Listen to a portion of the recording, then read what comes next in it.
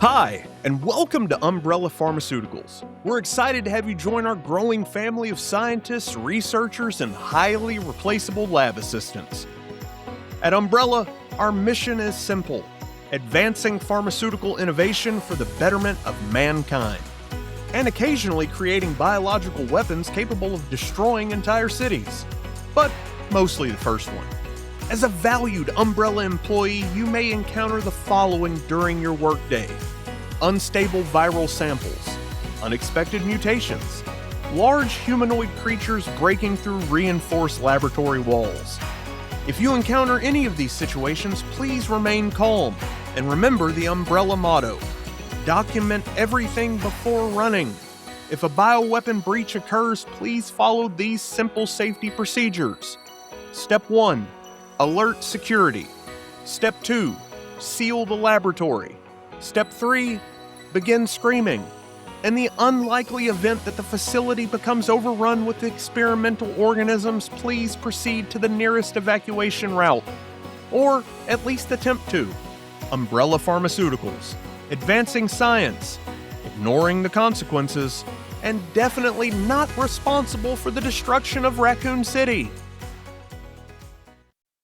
Who is the dumbest scientist in the Resident Evil universe? And you heard me right. I mean dumb. Because you see, at some point in that world, somebody looked at a virus that turns people into flesh-eating monsters and mutant bioweapons and said, you know what this needs? More funding. And that's honestly my favorite part of the Resident Evil lore. Every single disaster in that universe starts the same exact way. Some scientist is standing in a lab going, no, no, no, no. You don't understand.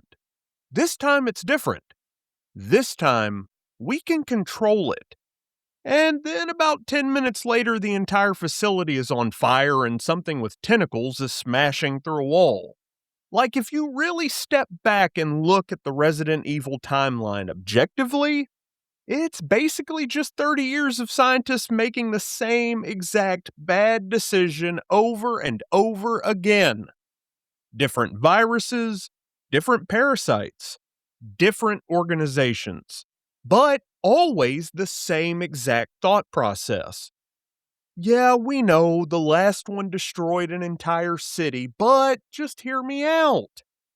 What if we just tried again? And the wild thing is, it never stops, even after Raccoon City, even after governments start banning bioweapons. People in that universe are still messing with this shit, which is why the more I think about Resident Evil lore, the more I realize something. Resident Evil isn't just a zombie franchise. It's a franchise about the world's worst bioweapon arms race. And once you start looking at the series that way, the science gets absolutely unhinged.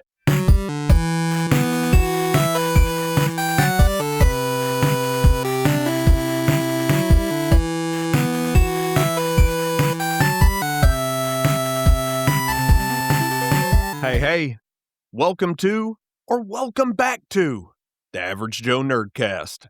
I'm Nate, your resident Average Joe, and apparently also your resident Resident Evil addict at the moment.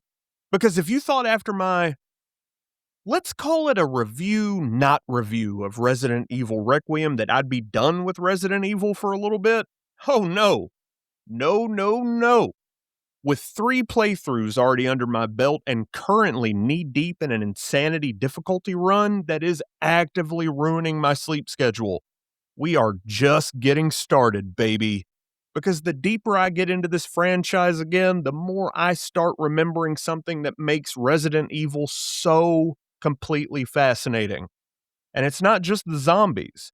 It's not just the monsters.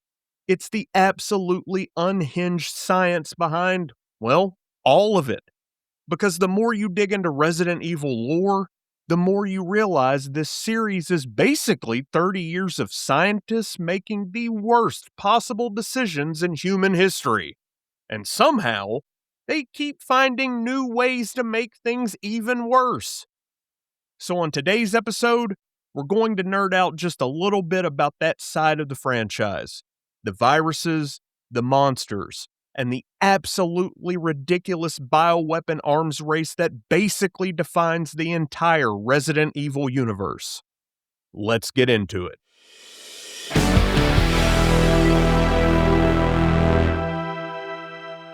So let's start at the bioweapon arms race.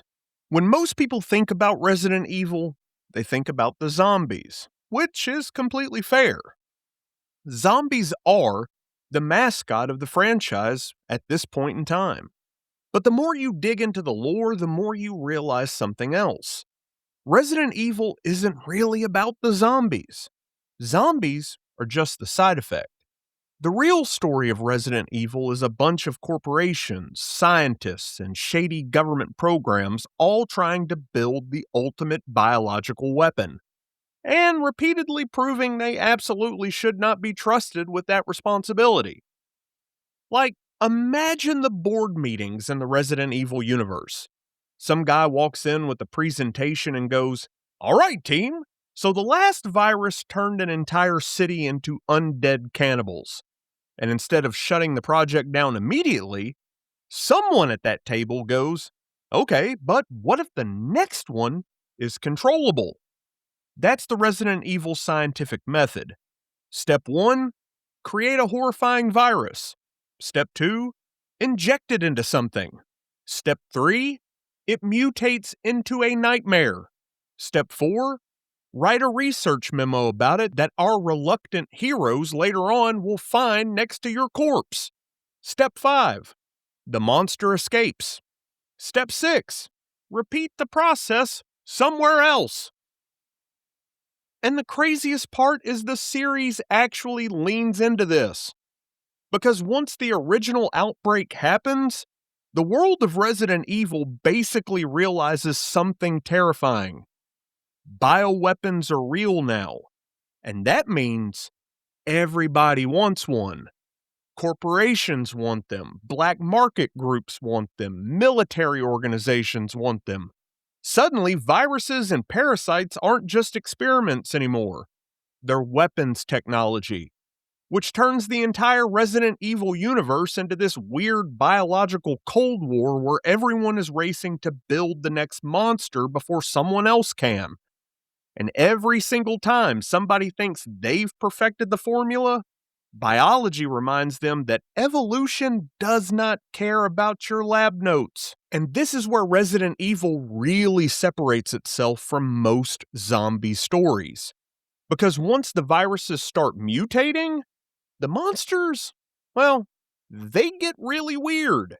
Like, yeah, you've got your standard zombies. That's your baseline.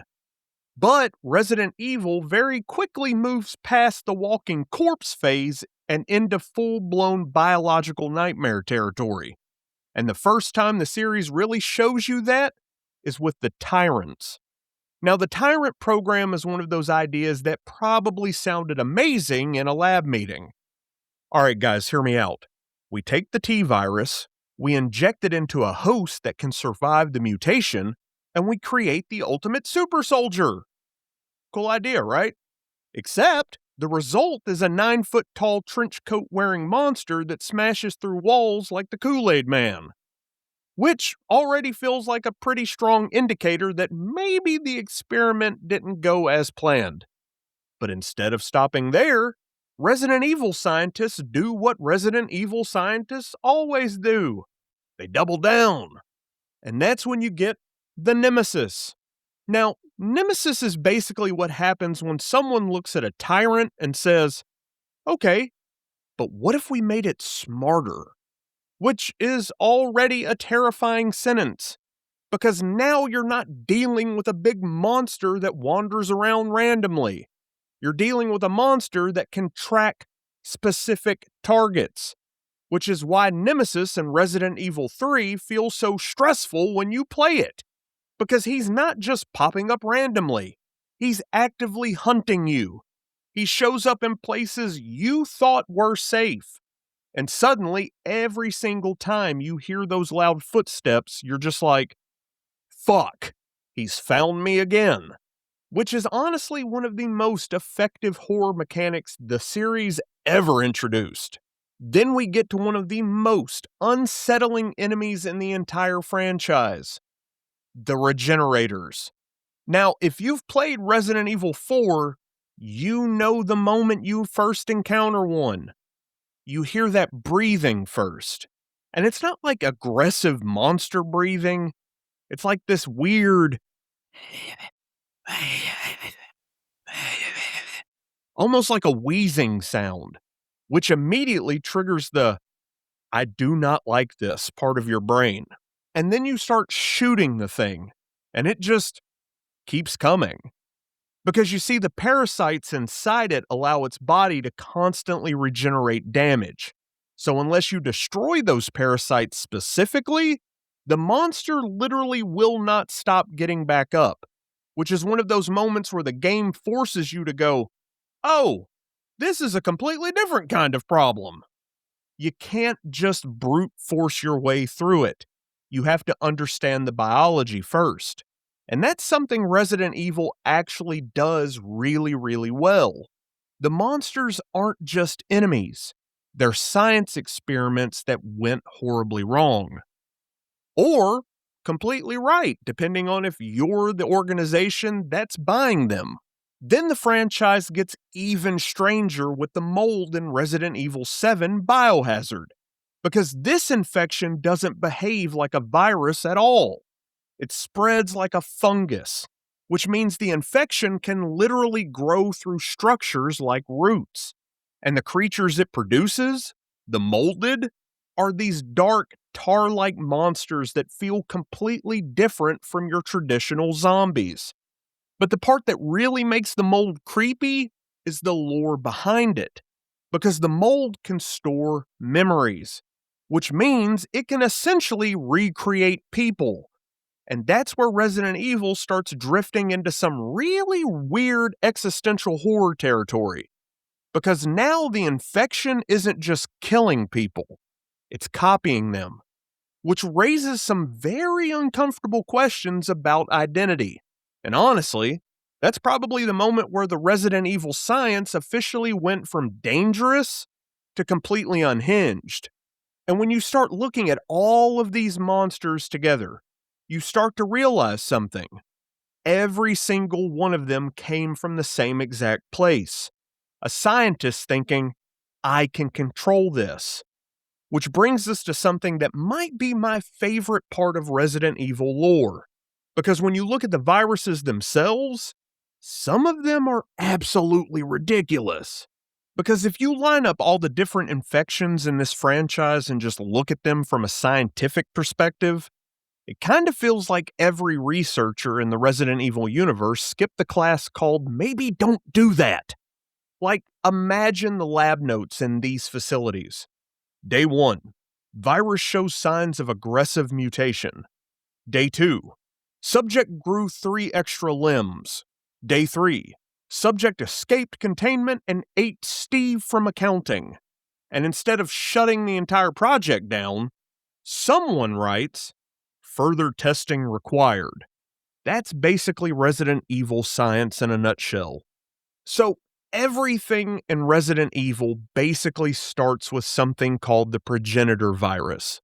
This was discovered in Africa, and it had the ability to radically alter cellular behavior, which means it could potentially change how organisms evolve.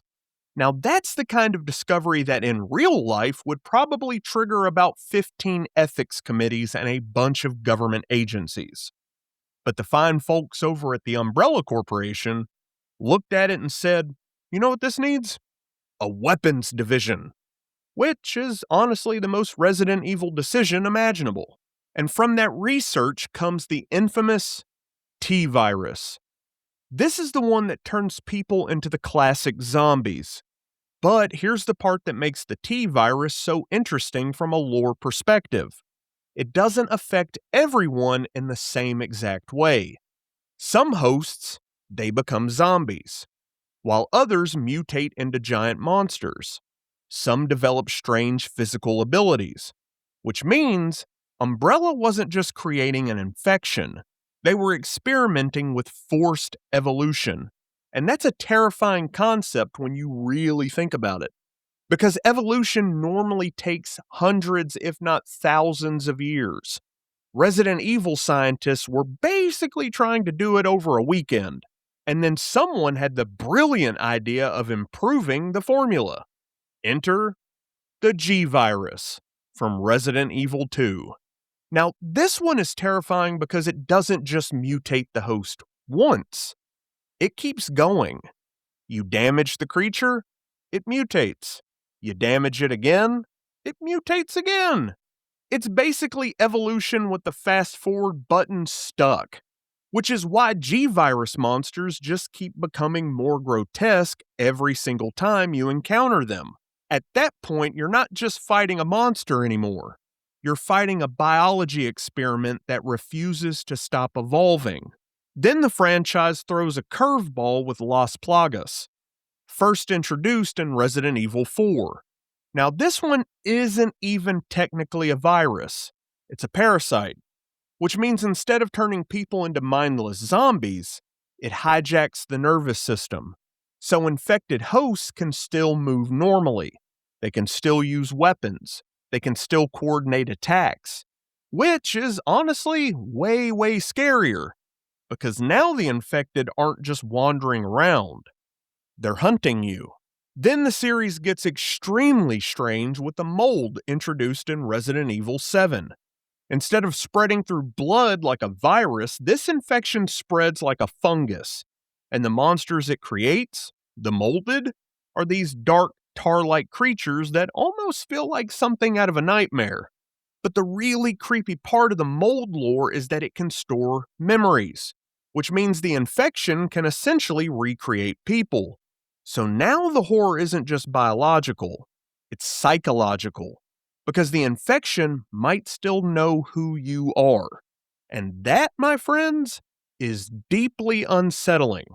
And when you start lining up all of these viruses side by side, you start noticing a pattern. Every scientist in the Resident Evil universe thinks they're the ones who finally figured out how to control the monster. And every single time, the monster proves them wrong, which honestly leads to one of the funniest parts of Resident Evil lore.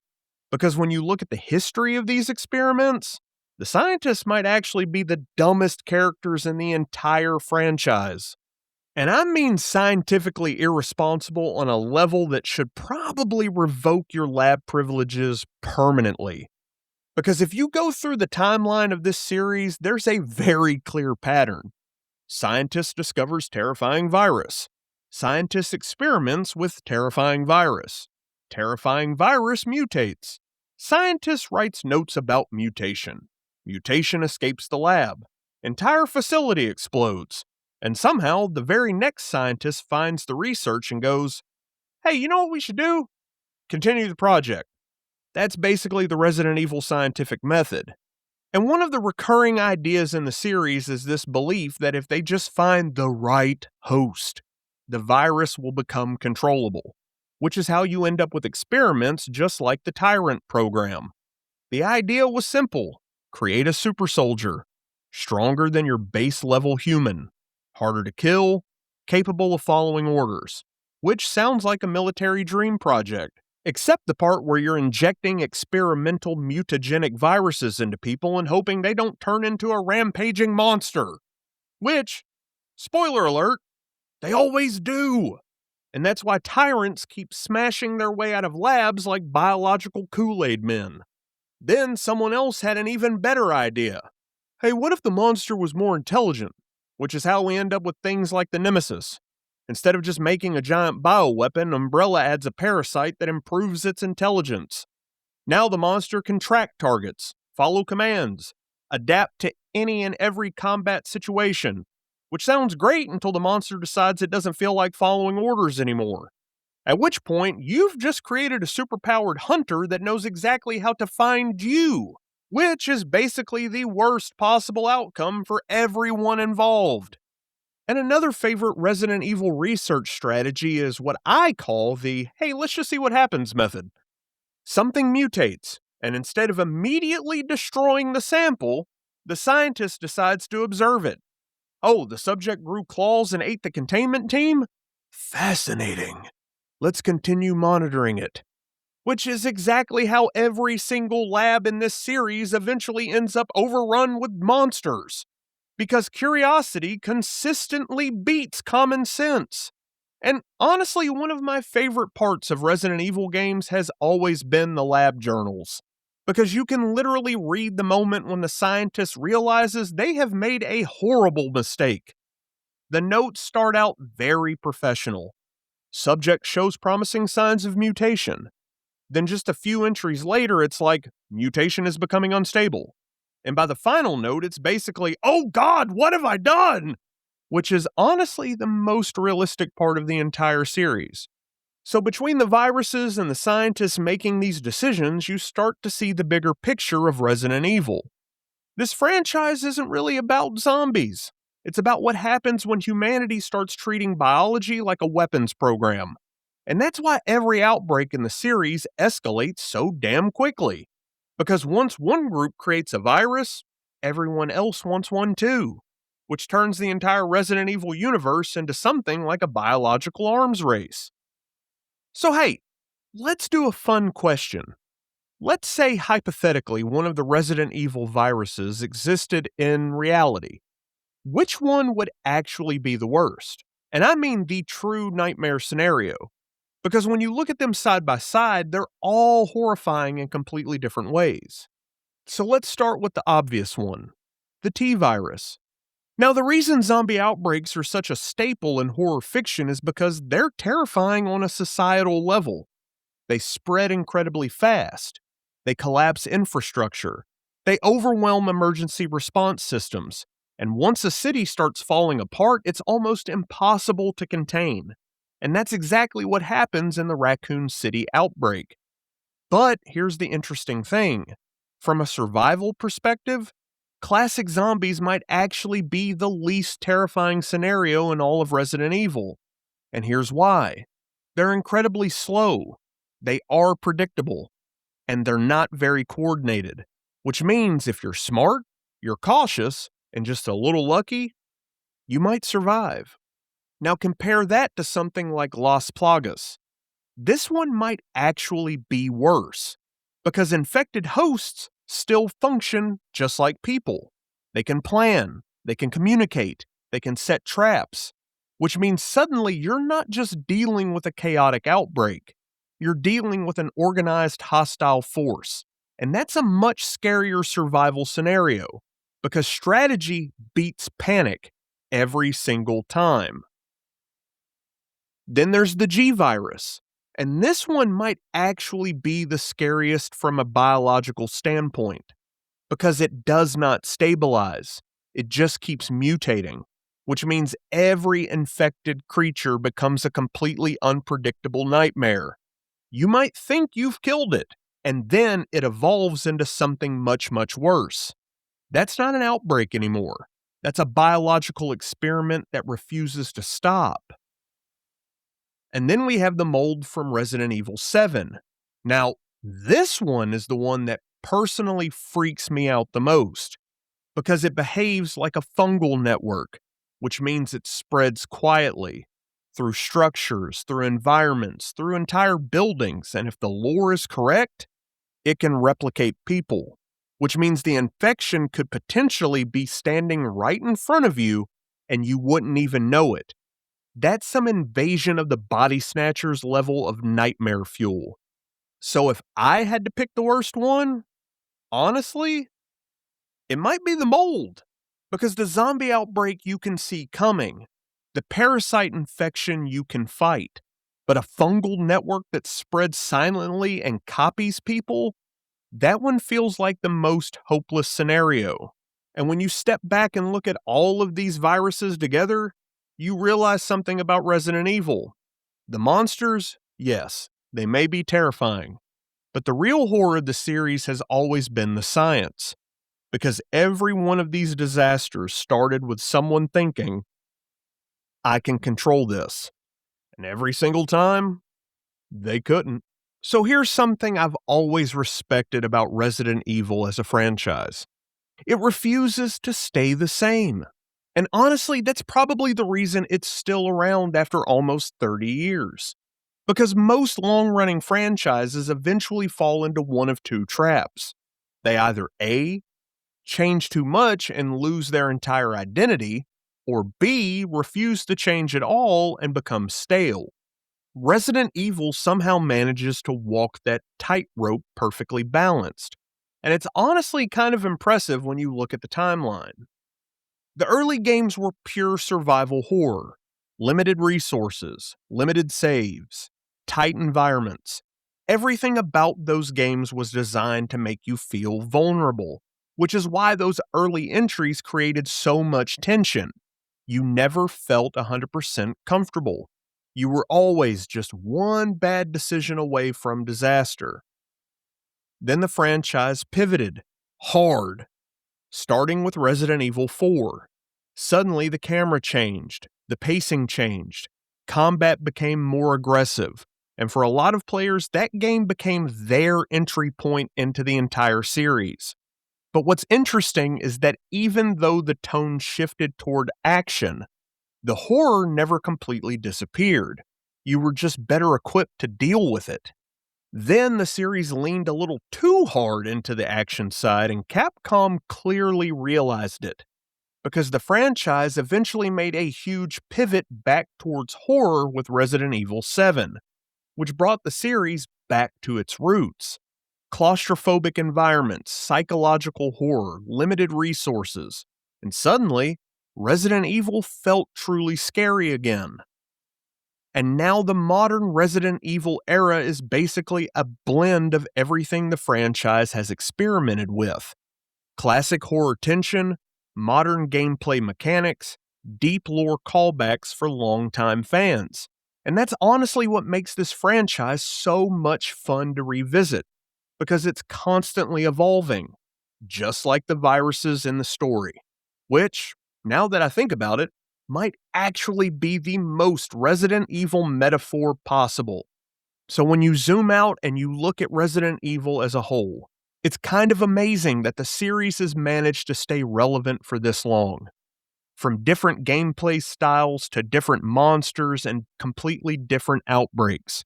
But the same core idea has always been there. Science pushing boundaries it shouldn't, and humanity having to deal with the consequences.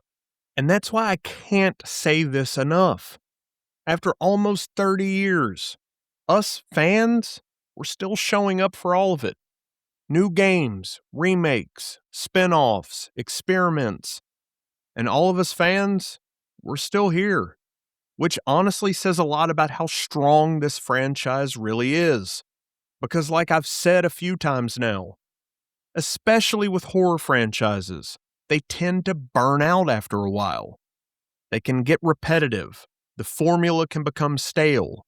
Eventually, the audience stops being scared. But Resident Evil somehow keeps pulling people back in. And I think a big reason for that is the variety. Every single era of Resident Evil feels just a little different. Some games, they lean into survival horror. Some lean into action, while others lean into psychological horror. And then some get really weird with the science. But the core identity of the series has always remained intact. You're dealing with outbreaks. You're dealing with monsters created by human arrogance. And you're always just barely surviving the situation. But there's another piece to it too. Resident Evil has built up almost 3 decades of shared gaming memories. People remember the first time they played these games, the first time they got jump scared, the first time they ran out of ammo in a really bad situation, the first time they realized something was chasing them through the map. Those moments, they always stick with you. And every time a new Resident Evil game comes out, it taps back into that core memory. You're not just playing a new game. You're reconnecting with a franchise that's been part of gaming history for a very long time. And then there's the complex lore. Because if you really start digging into the Resident Evil timeline, it gets deep, man. I mean deep. Different viruses, different outbreaks, different organizations experimenting with bioweapons, entire cities collapsing because somebody thought they could control a mutation. And the deeper you go down that rabbit hole, the more you realize how interconnected the entire franchise really is, which is honestly all a part of the fun, because every new game adds another piece to the wider puzzle. And to me, that's why Resident Evil continues to work. Not just because the monsters are scary, but because the world behind those monsters keeps expanding. More experiments, more outbreaks, more terrible scientific decisions. And somehow, all of us fans, we keep coming back for more. So after digging through all this lore again, I've come to a pretty solid conclusion. Resident Evil scientists should not be allowed within at least 50 miles of a laboratory.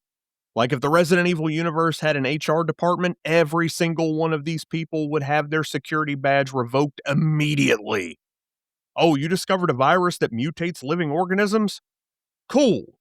That sounds like something we should lock in a vault and never touch again. Also, get the fuck out. But in Resident Evil, the response is always, hey, let's inject it into something. And the thing that always cracks me up is that nobody ever learns from the previous disaster. A lab explodes, a city gets wiped out, a monster the size of a truck escapes containment. And the very next group of scientists goes, okay, but just hear us out. What if we try it again, but just with better notes? That's basically the entire Resident Evil timeline. Just a never-ending cycle of people messing with biology and immediately regretting it. And honestly, that might actually be the weird charm of the franchise. Because underneath all the horror and monsters, Resident Evil is really just about one thing: human arrogance. People pushing science further than they should have, thinking they can control something that clearly doesn't want to be controlled. And every single time the experiment goes wrong, someone else picks up the research and starts the process all over again, which is honestly the most believable part of the entire franchise. But despite all the chaos, or maybe because of it, Resident Evil is still one of the most fun franchises to dive into. The lore is vast and wild, the monsters are utterly creative, and the games themselves constantly find ways to reinvent the formula. So even after almost 30 years, we are still here, still surviving the outbreak, still fighting bioweapons, still reading lab journals from scientists who definitely should have quit their jobs a lot sooner, and apparently still playing through the games multiple times on increasingly ridiculous difficulty settings. Because yeah, that insanity run I talked about earlier, it's going great. And by great, I mean I'm getting humbled on a regular basis and questioning every single one of my life choices. Thanks, Ian. But you know what? That's Resident Evil, baby. And that's it. Shout out to you for hanging out with me on this Monday.